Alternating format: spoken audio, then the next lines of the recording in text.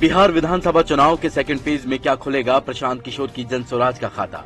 पवन सिंह की पत्नी ज्योति की वजह से काराकाट सीट पर कैसे बदला चुनावी गणित, जानेंगे इस वीडियो में। इस सर्वे को भास्कर के 400 से ज्यादा रिपोर्टर, पॉलिटिकल एक्सपर्ट और सेफोलॉजिस्ट से बातचीत के बाद तैयार किया गया है। 11 नवंबर को 122 सीटों पर वोटिंग होगी। इसमें मिथिलांचल, शाहाबाद, मगध की कुल 61 सीटें हैं। काराकाट, इमामगंज, कुटुम्बा, नवादा, करघर सीटों पर होगी सबकी नजर। सबसे पहले बात रुझानों की। सर्वे के मुताबिक एनडीए को 33 से 38 सीटें और महागठबंधन को 21 से 27 सीटें मिल सकती हैं। अन्य के खाते में 2 सीटें जा सकती हैं।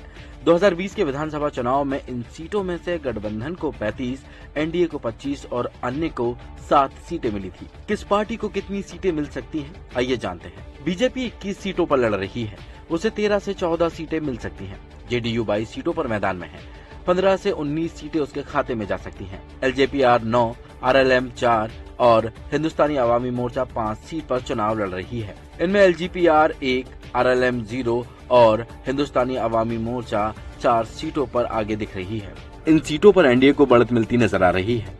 इस पर एक्सपर्ट कहते हैं, तो चिराग को जो 29 सीट मिली है उसमें 50% का भी यदि स्ट्राइक रेट होगा तो कुल उपलब्धि जो कैंडिडेट का चयन हुआ है जिस ढंग से बहुत सारी कंस्टिट्यूंसी में, लेकिन ओवरऑल यदि बात करेंगे तो एनडीए का अपर हैंड है, निश्चित रूप से दिख रहा है। तो 5% के एक अरिथमेटिक बढ़त से ये स्टार्ट कर सकते हैं, क्योंकि पिछली बार इनके पास उपेंद्र कुशवाहा नहीं थे, चिराग पासवान नहीं थे। तो ये दोनों साथ में आए, लेकिन मुकेश सहनी उधर चले गए हैं, तो मुकेश सहनी का 2-2.5% घटा भी देते हैं, तो फिर भी 5% का बढ़त है। गठबंधन में आरजेडी 42 सीटों पर लड़ रही है, उसे 15 से 21 सीटें मिल सकती हैं। कांग्रेस 12 सीटों पर लड़ रही है, 5 सीटों पर पार्टी आगे नजर आ रही है। वीआईपी 2 सीट पर है, इस पर भी जीत मुश्किल लग रही है। सीपीआई-एमएल 4 और सीपीआई 2 सीट पर चुनाव लड़ रही है। इनमें पूरा वीडियो देखने के लिए डाउनलोड करें दैनिक भास्कर ऐप।